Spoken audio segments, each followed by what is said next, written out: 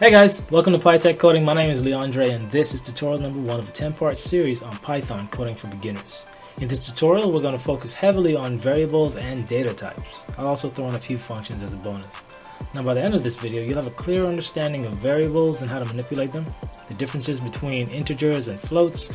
You'll also be able to make good use of strings and Boolean values. And to cap it off, you'll have learned how to transform and convert various data types whenever you need.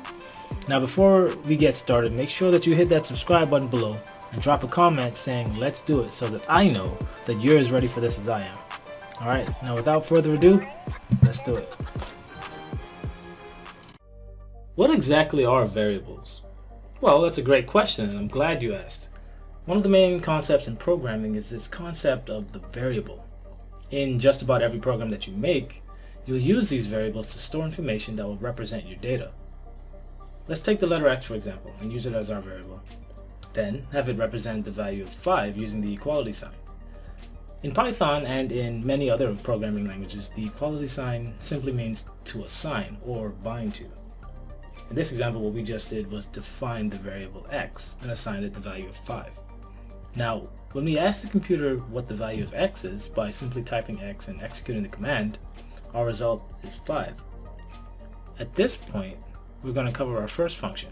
I won't go into too much detail about functions since they'll have their own video, but for now simply understand that a function is a process for executing a task that accepts input and returns an output. With that being said, let's look at the print function. By typing print followed by an open and close parentheses, whatever is between the parentheses, our input, will be displayed in the terminal. Let's use our variable x. As you can see, by executing the command print on the x, we got its value 5. Let's see what would happen if we tried to print a capital X instead. Well that's awkward, we got a name error.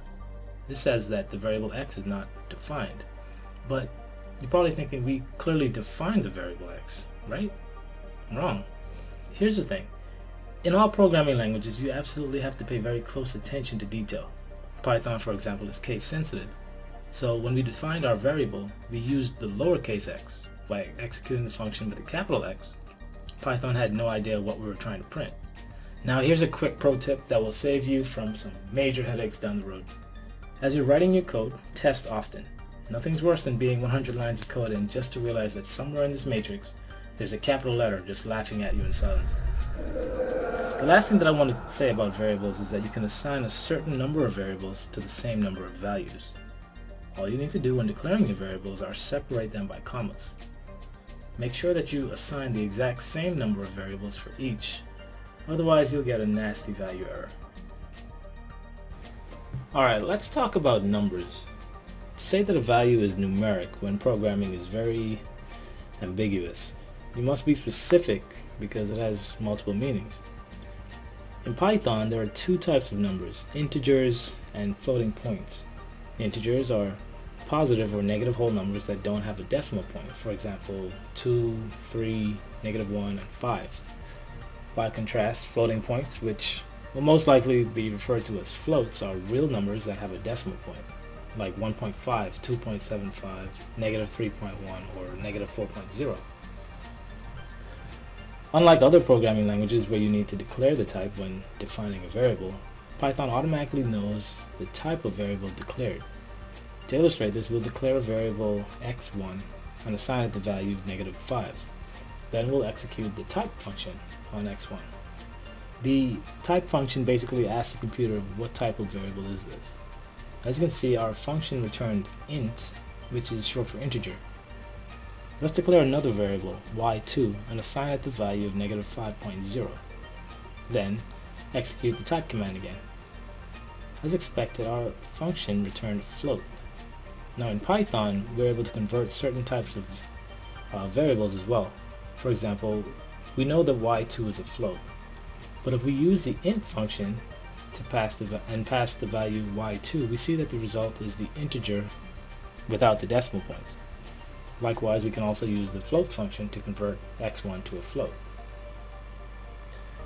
Since we're already talking about ones and zeros, this would be a good time to discuss Boolean values. In Python, an expression is either truthy or falsy. Now I know those are Those aren't real words, but just entertain me for a second. Here we have what looks like an apple and an orange. If I were to ask you true or false, is this apple the same as this orange? Most likely you would say false. Okay, well, what if I told you that on the interior, the orange had the same contents as the apple? The answer would still be false, because on the outside, the orange still looks like an orange. Okay, last example. Here are two more items. They have the same exterior, same interior, and same dimensions. True or false? Are they the same? The answer is true. The type is the same, and the value is the same.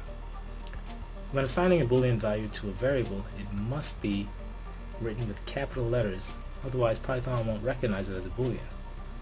Executing the type function on this variable will also return a bool, which is short for Boolean. Alright, last but not least we have strings. Strings are text values composed of a sequence of characters. It's important not to mistake a string for a variable. For example, if we were to type the value car and try to execute, Python would assume that car was a variable and return a name error, since we haven't defined a value for a car. For Python to recognize the value as a string, we have to type either single or double quotation markings around the name car. If you use the print command on the string car, then the result won't have that quotation marks.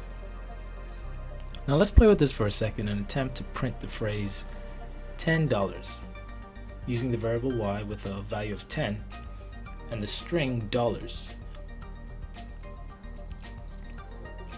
As you can see, we get a type error. This is because in Python you can't put different types of values in the same expression. What we need to do is convert y to a string.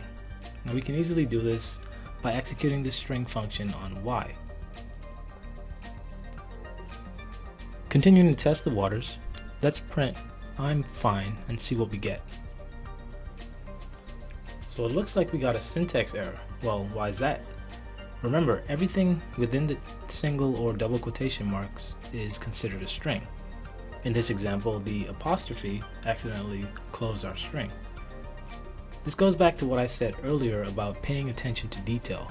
So what we need to do is give Python a way to differentiate between quotation markings and double quotations.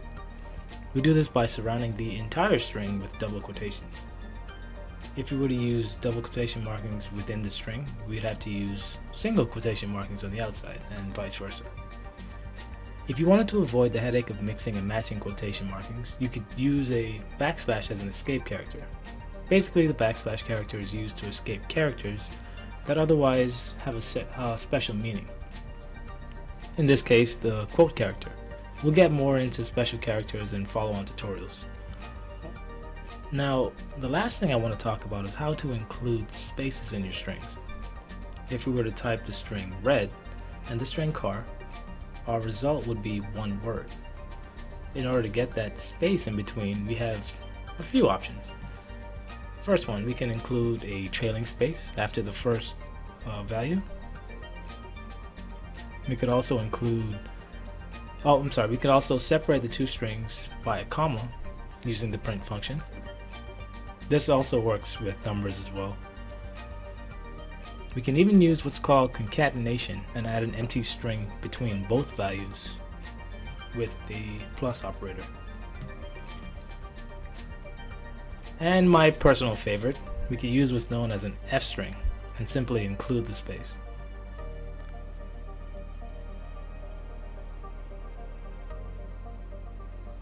Now in follow-on tutorials, we'll learn more about F strings as well, so don't worry, this is only the beginning.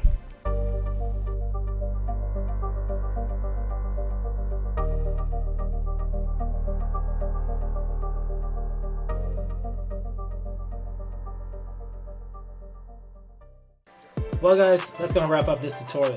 At this point, you should have a solid understanding of variables and how to manipulate them, the differences between integers and floats, how to properly use strings and Boolean values, as well as how to check and convert your data types. You should be proud of yourself because I am. You've come a long way, but don't get complacent. It only gets better from here. In the next tutorial, we're going to cover operators and conditional logic. So if you haven't already, make sure you hit that subscribe button below so you don't miss a beat. Once again, my name is Leandre, and I'll see you in the next video.